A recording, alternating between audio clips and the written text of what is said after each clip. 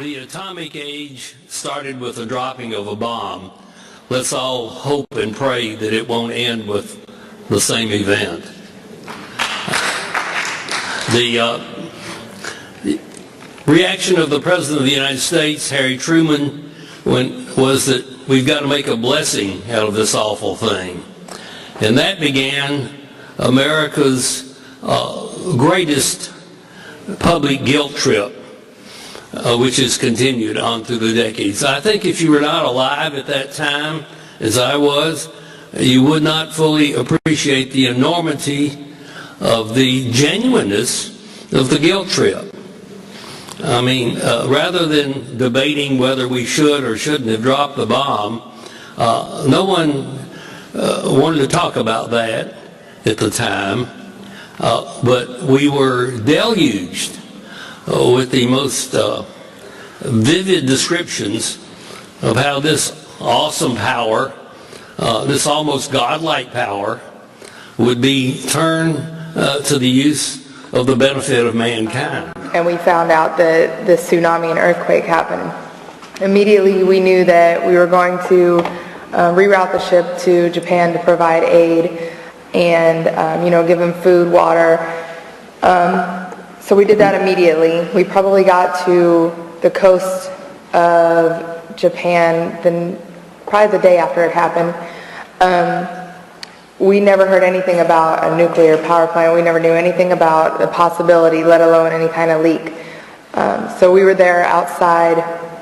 Our job as quartermasters is not only navigating the ship, driving, plotting our course and track, but going outside at the top of the ship to raise flags to communicate with other ships.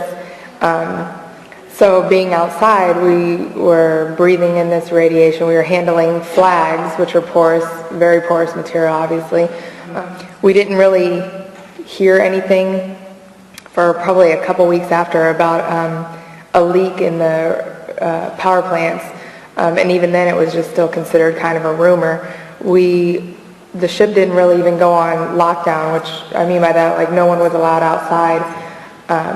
Probably until about a month and a half after the 11th, March 11th. So about halfway through, probably around the summertime, my menstrual cycle just disappeared completely.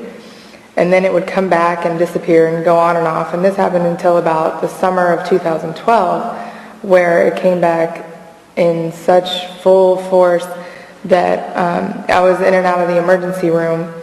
Once they thought they were going to have to do a blood transfusion on me because I had lost so much. This is called dysfunctional uterine bleeding, and we can give you an IUD with hormones in it. And so now that's what I have. It hasn't really stopped it. I still have this issue. In addition to that, in February 2012, I developed bronchitis, and then from February to the summer of 2012, I got it 6 times. I was sent to a respiratory doctor, and it was determined that I developed asthma. So a lot of people don't understand that once you get out of the Navy, you don't get any health care at all. If you retire and you stay in 20 years, you get health care. But we only did 1 enlistment. I did 5 years, he did 4, so we don't get that unless it's a disability, a service-related disability, which dysfunctional uterine bleeding does not really count as a disability as of yet. So we're still fighting that case, and this is also what we're involved in a lawsuit against TEPCO for medical expenses that we're going to have to pay out of pocket for. The Fukushima Daiichi accident was made in America. The reactor was designed by General Electric and built by a company called Ebasco. I used to go to the Ebasco offices right here in Manhattan when I was an engineer on Millstone Unit 1, which was almost identical to Fukushima Daiichi Unit 1. It was licensed by the Atomic Energy Commission, which at the time, in 1960s, was the ultimate authority on nuclear licensing in the world. At least we thought that to be the case. Now, the NRC assumes that contaminants leak at 1% a day. So in a building this, in a room this size, what we're saying is that the gases that are released would be about 1%, meaning over 100 days, the gases in this room would leave and fresh gases would come in behind it. But what the NRC said in a phone call on March 23rd is that the reactors at Daiichi were leaking at 300% per day. That means that the gases inside Daiichi were leaving the containment every 8 hours. Whatever radiation was getting out of that nuclear fuel was being liberated to the environment within 8 hours because the containment leak rate was 300% per day, not 1% like the NRC assumes. Less than 2 grams of cesium-137, a piece smaller than an American dime, if made into microparticles and evenly distributed as a radioactive gas over an area of 1 square mile, will turn that square mile into an uninhabitable radioactive exclusion zone. Central Park in New York City can be made uninhabitable by 2 grams of microparticles of cesium-137. Hard to believe, isn't it? Remember, these nuclear poisons are lethal at the atomic level. I included an extra slide just to note the immense inventories of cesium-137, 150 million curies. They're located in the nearby spent fuel pool at Indian Point Nuclear Power Plant, which is about 40 miles from here by road, and less than that as the radioactive cloud flies. Many of the 104 U.S. commercial nuclear reactors and power plants have more than 100 million curies of cesium-137 in their spent fuel pools. This is many times more than the spent pools at Fukushima. So now that we have some idea of the extreme toxicity of cesium-137, let's look at the extent of the contamination of the Japanese mainland. If Japanese children are allowed to routinely ingest foodstuffs contaminated with cesium-137, they will likely develop the same health problems that we see now in the children and teenagers of Belarus and Ukraine. Thus, it's very important that we recognize the danger posed to children by the routine ingestion of contaminated food with cesium-137, wherever they might live. But look across the bottom. That's the lifespan, 0 to 80. We hope longer, but this graph ends at 80. And look at the vertical. That's increased cancer risk by exposure to a given amount of radiation. And I want to just say that I think that this is a little bit of a fictional story here, but it's a very important pink line and blue line. What is the blue line? The blue line is boys turning to men, turning to old men. What is the pink line? The pink line is little girls turning to women, turning to old women. And if you look at that left-hand part, that is 0 to 5 years lumped together graphically by Ian, but it's actually a 5-year group. And it includes pre-birth. And what do we see? We see a striking difference between the blue line and the pink line. He added the little green circle that's on the 30-year-old male blue line. Because that is what our regulators assume to be the individual who's getting any dose of radiation that we're talking about yesterday and today. All of the radiation we've been talking about assumes that is the individual getting that dose. Whereas this graph really unfolds the entire life cycle of our species if you want to take these numbers. And these numbers are suspect. But how suspect are they? Are we going to flush a 100% difference between 0 and 5, between the blue line and the pink line? Are we going to ignore it completely? And even at the point of the green circle, this graph is a little bit off, I think, because there's a 50%, 40 to 60% difference between adult males and adult females. These are environmentally induced microcephalies. It's not that the gene came in and said, don't make the brain. No, the genes were fine, but radiation said, die and reduce your size. Multiple things that disrupt the development and multiple things that disrupt the repair of the damage, because we have regenerative capabilities. So you have this balance, and if it is unbalanced, then the morphogenesis of the embryo becomes altered.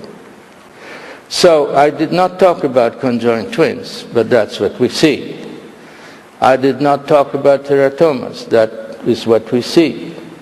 I did talk a little bit about neural tube defects, but there are many subcategories and associations. I did talk with microcephaly, and I did not touch much about microphthalmia, but there are all kinds of things that the world needs to know, because these birth defects occur in China and Indonesia, India, and anywhere else, and the more we know, the better we're going to prevent them. So what I want to tell you is that as a physician, prevention is first, not epidemiology. But what we do see are very strangely anomalous organisms, including birds with very strange color patterns. So here's a barn swallow here. He's a partial albino. Here's a better view of the sorts of strange color patterns. Again, not enough to kill any bird, but this is a male bird, and you can bet that this will influence his reproductive success. Girls don't like this. Girl birds don't like this color pattern. Interestingly enough, I just got this photo by email from the Japan Wild Bird Association just the other day. And this is from Minamisoma, which is a little town just north of the reactor on the coast. And I don't know if you can see this. See these little patches of white feathers here? This is where we started first seeing anomalies in Chernobyl. And so I was shocked and surprised, well maybe I shouldn't have been, but I was surprised that they would capture these photos and send them to me. So we're starting to see some consequences potentially. We need to go back and verify that this is real. But we see all sorts of strange abnormalities, tumors on the beaks, strange growths on the beaks, strange missing patches of skin. And let me just skip ahead a little bit. Tumors around the eye are really quite common. Here's a tumor over on the side of the head. Patches of white feathers where there shouldn't be white feathers. Some strange growths on their feet. Tumors on their wings. There's a close-up. Strange growths around their rear ends. Just never been seen anywhere else in any great abundance, and they're much more common in areas of high contamination. Their brains are smaller. The neurological development's clearly impacted as a consequence of the contamination in direct proportion. And not only that, if they have smaller brains, they clearly have reduced cognitive function because they're much less likely to survive to the next year with these smaller brains. So why has it been so easy? Apparently easy. It's not been easy in the sense I've had to eat a lot of Russian food. But why has it been so easy for us to go in and document one response after the next that they slap you in the face? They're so easy to find. It really hasn't taken a genius to make these observations. They're there. And the answer is, of course, that nobody has looked. Or if they've looked, they haven't followed through to compile the data and to analyze it properly and then to finally publish it. Why is that? Why haven't they done this? Vladimir, why haven't they done this? Yes, sir. That's that's what I'm thinking. They don't want to know the answer to these questions. And so how are they avoiding finding the answers? They just don't pay for research in this area. It is up to us in the more objective areas of the research community to stand up to this. We need to, first of all, conduct studies immediately, as soon as we can. We need to use whatever data we have, even though it's going to take decades and decades to really find out what the full meaning of Fukushima was. We have to start now. And most importantly, we have to get this information out into the public so that they understand we're not dealing with a small leak here, we're dealing with an extremely serious situation. We picked the topic newborn hypothyroidism. And for those of you who don't know, hypothyroidism is a condition where the level of thyroid hormone is very low and the gland is underactive. When this occurs in newborns, it can do great harm to any physical and mental development. We have to get this information out into the public so that they understand we're not dealing with a small leak here, we're dealing with an extremely serious situation. We know hypothyroidism is something that's sensitive to radiation, to iodine. We've seen it before and we've documented it in our paper. Experiments on rats years ago. People in the South Pacific exposed to atomic bomb fallouts. People living downwind from 3 Mile Island, and people and after the Chernobyl accident, all showed increased rates of hypothyroidism. And we also know that the fetus and the newborn are far, far more sensitive than adults to a particular dose of radiation. I had to call up all 50 states, newborn screening programs. I yearn for the day when this country has 3 states instead of 50. 41 states responded.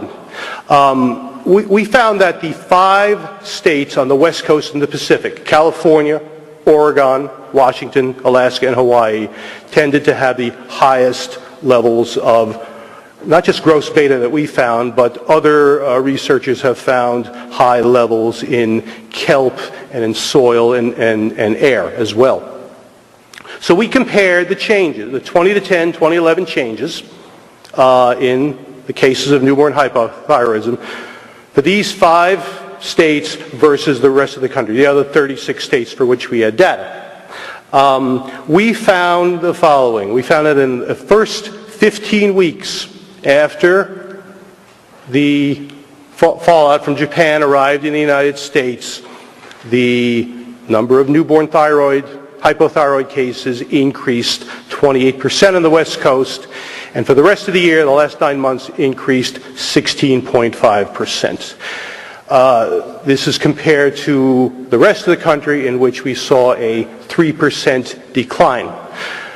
The differences are statistically significant, although we do point out in the article that these aren't a huge number of cases. I am proud to be here and express my vision, my understanding the Chernobyl situation. 24 years ago, it was Mikhail Gorbachev who asked me to chair the Committee of Ecology of Soviet Parliament. I was Soviet parliamentarian. I immediately locate that Chernobyl is the #1 environmental catastrophe in Soviet Union. And later, Gorbachev accepted that from Chernobyl it was start to collapse of Soviet Union. 私は2011年福島原発事故当時日本の総理を務めていました菅直人でございます。最悪のシナリオというものを私自身、さらには専門家にも検討してもらいました。先ほど申し上げたように福島第一第二原発を合わせると10の原発と11の使用済み燃料プールがあります。これらがすべてコントロール不能になってそれらがメルトダウンしそして放射性物質を大気中や海水中に放出したときにどれだけの量の放射性物質が外に出ていくのか。チェルノブイリの事故はこれまでの事故では最も大きかったわけですが、チェルノブイリ事故は1基の原発事故でありました。それに比べて、10基の原発がさらには使用済み燃料プールがコントロール不能になったときには、極めて広範囲な地域からの避難が必要になる。このように私自身考えておりました。我が国の原子力委員長であった専門家の近藤委員長から、最悪の場合は半径250キロ圏において避難が必要になる。そしてその状態は10年単位、10年とか20年とか30年単位で避難が必要になる可能性がある。こういう指摘も当時いただきました。この250キロ圏の中には、東京を含む首都圏も含まれておりまして、その中に住んでいる我が国の国民は約5000万人、人口の半分近くに達します。もしこの地域から5000万人の人々が家を捨て、あるいは職場を離れ、学校を離れ、あるいは入院している人たちは病院を離れて避難しなければならない、そういう状態になっていれば、その避難の過程でも多くの犠牲者が出たでありましょうし、その後の日本は国としての機能を長期間にわたって十分果たせない、まさにそういう極めて重大な最悪のシナリオが紙一重の状態にあったわけであります。It is important to note that as physicians and scientists in PSR and those who work with us, that we have no special vested interest for or against nuclear power, but we take our oath to protect the public's health seriously, and we speak primarily with a medical voice. I think it's important to also understand that nuclear scientists and those who spend their entire lives working with radiation or whose livelihoods are dependent or associated with this technology are naturally going to have a different perspective and a different risk assessment from us. We should recognize this difference, but strive to find an objective approximation of the truth. What is clear, however, is that as a species, we have tended to choose expediency and short-term benefit over the longer-term responsibility to our ecosystem and to future generations. It used to be that it appeared that we had the luxury of doing what we wanted to satisfy our own needs for growth or development, or simply to satisfy our desires. We could take what we wanted and throw away anything we wanted to.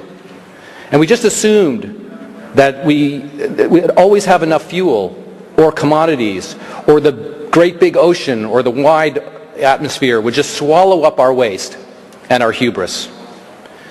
Now, in this Anthropocene age, we know that this is no longer true, and it never was true.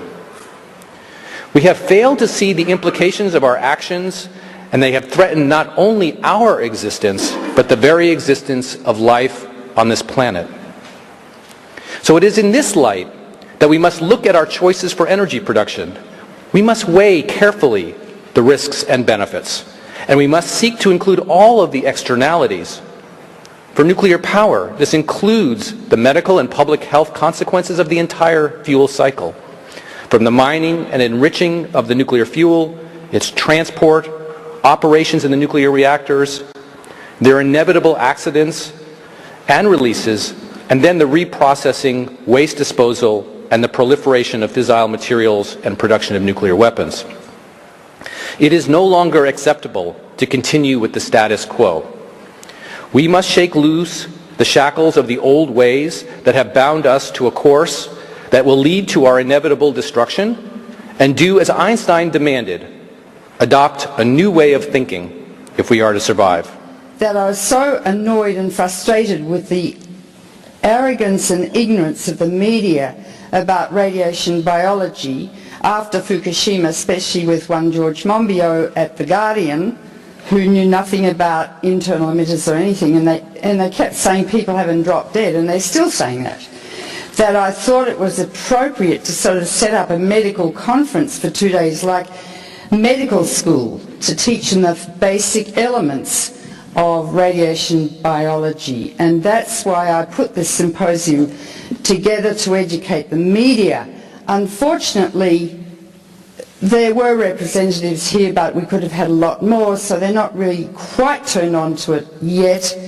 And I suppose I have to say that the American media really worries about Americans, like a little girl trapped down a well or that sort of thing. And it was interesting to note that when the sailors came along, that was very pertinent, because they're Americans. And I don't think people can extrapolate too much in this country to Japanese. Number one. And number two, when Chernobyl happened, I can remember being on a telephone in the Texas airport talking to an ABC radio commentator who said, well, they're just Russians. And I was absolutely flabbergasted. I said, I'm a physician, and every human life is precious. So that attitude of insularity prevails, and it's prevailed today. So the only way to turn this country upside down, as Jefferson said, an informed democracy will behave in a responsible fashion. Now you see these kids on their cell phones tweeting and twittering and walking along, emailing each other and stuff. They're not reading papers. They're not watching the news. They do not understand the nuclear age which they are inheriting. They are inheriting massive quantities of radioactive waste which will leak in the future, get into the food supply, and over time induce epidemics of cancer, leukemia, and genetic disease, congenital malformations forevermore. You can imagine our descendants waking up in the morning. The food already radioactive, the breast milk radioactive, the babies being born deformed because they're exposed to radiation in utero, which we heard from Dr. Wertelecki, and getting cancer at the age of 6 because they're exposed very early, or in utero. That's the heritage we leave to our descendants. And we can talk till the cows come home about nuclear accidents, which are severe. But the most important issue is this radioactive waste, piling up all over the world, and no one knows where to put it, and we don't know where to put it, and we never will. And I've been debating with the nuclear industry for 42 years, and they say, don't worry, we're good scientists, we'll find the answer to radioactive waste. They haven't attended to it. I mean, they're like surgeons, you know. We don't clean up after us, we just let the nurses clean up. We're not interested in the waste we create. We're arrogant. Well, so are they. They're interested in building bombs and designing nuclear power. It's all very exciting. So I say to them, well, that's like me saying to a patient, I'm sorry, but you have pancreatic cancer. That's what the CT scan shows. And your prognosis is probably 6 months, but don't worry, I'm a very good doctor. In 20 years' time, I'll find the cure. But there will never be a cure to the storage of radioactive waste. So we're in a very, very, very serious predicament. And as Tim Mousseau's work shows, that we're not the only ones with genes and who get congenital malformations. All plants and animals have genes, and what we're doing with this radioactive waste, or when it leaks out from reactors or whatever, the Earth is in the intensive care unit, gravely ill, and we are all physicians now to the dying planet. And unless we move and dedicate our total life to saving it, we leave our children nothing. And I think it's terribly important to get down to where we really live, who do we really love? What would we do to save our child? Will we dedicate our lives like a lioness or a lion protecting the cubs? Forget about all the data and the figures and stuff. Listen to your intuition and you'll know what you've got to do. So I just want to give you a picture of how dire the situation is, how we stay up all night with a dying patient.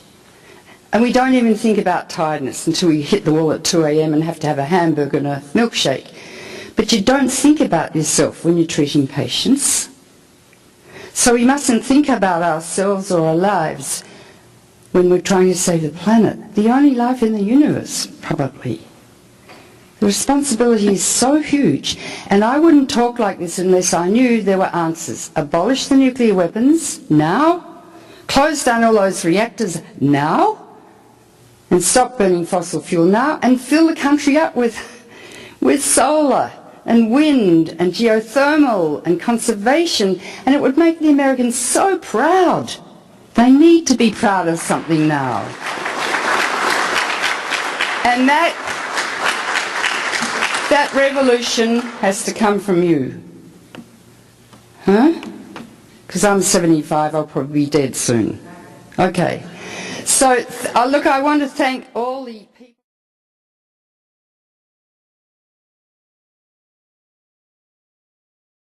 wanted to talk about that at the time, but we were deluged with the most vivid descriptions of how this awesome power, this almost godlike power, would be turned to the use of the benefit of mankind. And we found out that the tsunami and earthquake happened.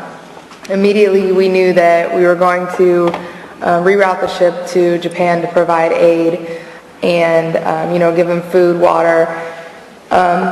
So we did that immediately. We probably got to the coast of Japan probably the day after it happened. We never heard anything about a nuclear power plant. We never knew anything about the possibility, let alone any kind of leak. So we were there outside. Our job as quartermasters is not only navigating the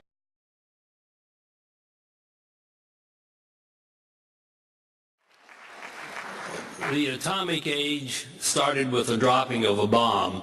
Let's all hope and pray that it won't end with the same event. The reaction of the President of the United States, Harry Truman, was that we've got to make a blessing out of this awful thing.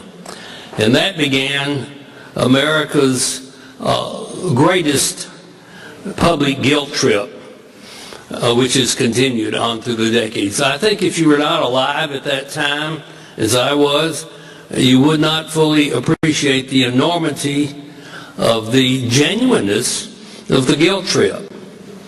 I mean, rather than debating whether we should or shouldn't have dropped the bomb, no one... enlistment. I did 5 years, he did 4, so we don't get that unless it's a disability, a service-related disability, which dysfunctional uterine bleeding does not really count as a disability as of yet. So we're still fighting that case, and this is also what we're involved in a lawsuit against TEPCO for medical expenses that we're going to have to pay out of pocket for. The Fukushima Daiichi accident was made in America. The reactor was designed by General Electric and built by a company called Ebasco. I used to go to the Ebasco offices right here in Manhattan when I was an engineer on Millstone Unit 1, which was almost identical to Fukushima Daiichi Unit 1. It was licensed by the Atomic Energy Commission, which at the time, in 1960s, was the ultimate... Until about the summer of 2012, where it came back in such full force that I was in and out of the emergency room. Once they thought they were going to have to do a blood transfusion on me because I had lost so much.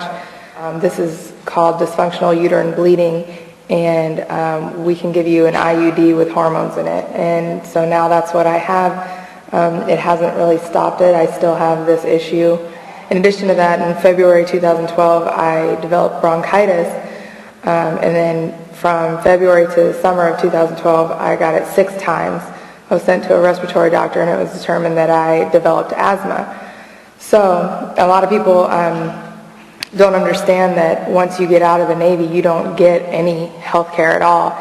If you retire and you stay in 20 years, you get health care. But we only did 1 ship, driving, plotting our course and track, but going outside at the top of the ship to raise flags, to communicate with other ships. So being outside, we were breathing in this radiation. We were handling flags, which are porous, very porous material, obviously.